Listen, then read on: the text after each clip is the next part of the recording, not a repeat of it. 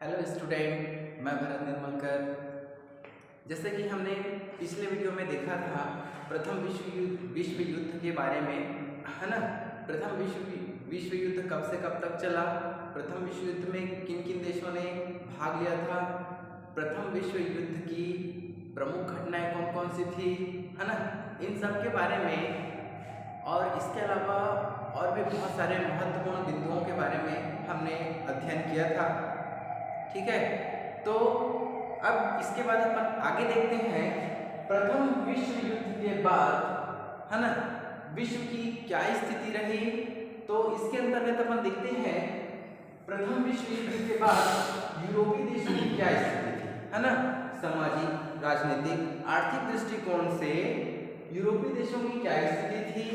ठीक है, दूसरे पॉइंट में अपन देखेंगे एशिया के देशों की स्थिति क्या थी।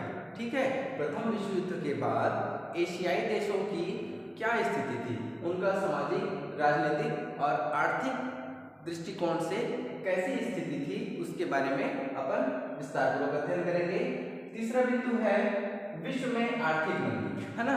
प्रथम विश्व युद्ध के बाद जो विश्व में आर्थिक मंदी हुई थी उसके बारे में हम लोग विस्तार से अध्ययन करेंगे। चौथा पॉइंट है विश्व में सामाजिक व राजनीतिक स्थिति। विश्व युद्ध में अधिकांश देशों ने हिस्सा लिया था। ठीक है, विश्व युद्ध में अधिकांश देशों ने हिस्सा लिया था जिसके कारण वहाँ की जो सामाजिक स्थिति थी, राजनीतिक स्थिति थी, है ना, उन देशों का जो साम्राज्यवाद था उनकी क्या स्थिति थी उसके बारे में हम लोग जानने का प्रयास करेंगे। और अंतिम बिंदु है अपना राष्ट्र संघ की स्थापना। ठीक है, जब प्रथम विश्व युद्ध लास्ट स्टेज पे था, है ना, अंतिम पड़ाव की ओर था, तब राष्ट्र संघ की स्थापना हुई। तो राष्ट्र संघ क्या है, उसकी स्थापना क्या हुई और राष्ट्र संघ की स्थापना में किनका मुख्य भूमिका था, है ना, इसके बारे में हम लोग विस्तार पूर्वक अध्ययन करेंगे। इस ग्राफ के माध्यम से अपन देख सकते हैं कि प्रथम विश्व युद्ध के बाद विश्व की क्या स्थिति रही, है ना, कितना जन धन की हानि हुई, है ना, इसके बारे में हम लोग आकलन कर सकते हैं। विश्व युद्ध के बाद यूरोपीय देशों में बहुत ही तीव्रता से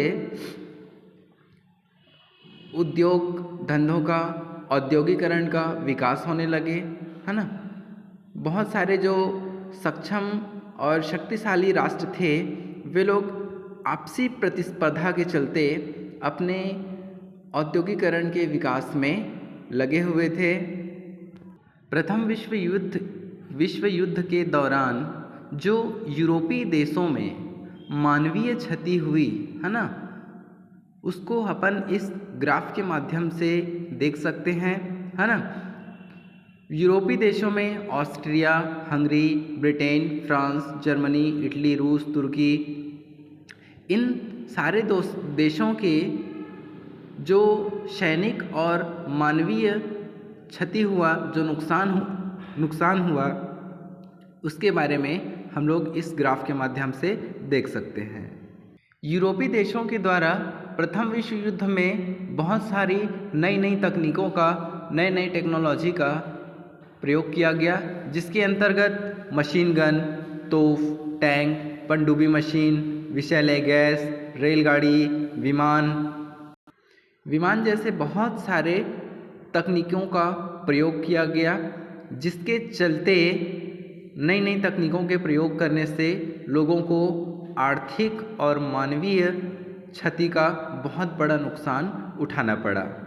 विश्व युद्ध के दौरान जो नुकसान हुआ वह हर वर्ग के लोगों पर अलग अलग तरह से उसका प्रभाव पड़ा। विश्व युद्ध का प्रभाव हर वर्ग के लोगों पर अलग अलग तरीके से प्रभाव पड़ा, है ना, चाहे वह एशियाई देशों की बात करें या फिर यूरोपीय देशों की बात करें, हर वर्ग के लोगों के ऊपर इसका अलग अलग प्रभाव पड़ा था। जैसे कि कई लोगों को घर से बेघर होना पड़ा, कई बच्चों को अनाथ होना पड़ा था, महिलाएं भी महिलाओं के भी जनजीवन पर बहुत प्रभाव पड़ा था। उनको भी कोल्हू के बैल जैसे उनसे भी काम लिया जाने लगा। यह एक ऐसा युद्ध था जिसने सभी देशों के लोगों को अपनी चपेट में लिया था। इस तरह के युद्ध को पूर्ण युद्ध, टोटल वॉर कहा जाने लगा। जो लोग युद्ध क्षेत्र में रह रहे थे उन्हें बेघर होना पड़ा था। उनके घर, खेत आदि से उनको वंचित कर दिया गया। उन्हें आए दिन विरोधी सेना की लूटपाट, जुल्म, अत्याचार आदि का सामना करना पड़ता था।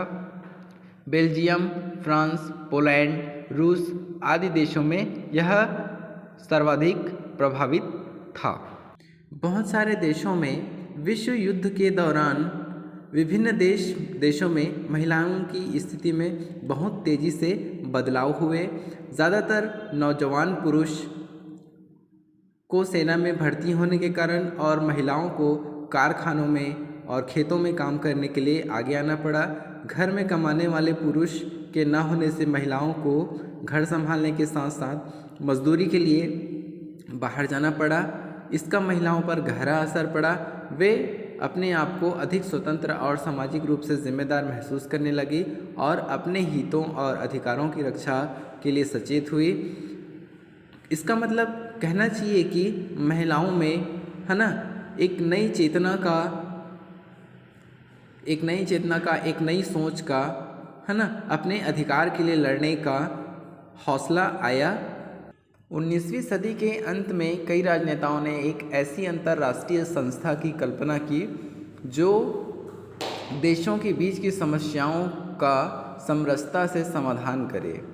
युद्ध के दौरान वुडरो विल्सन अमेरिकी राष्ट्रपति के सिद्धांतों में भी यह बात कही गई।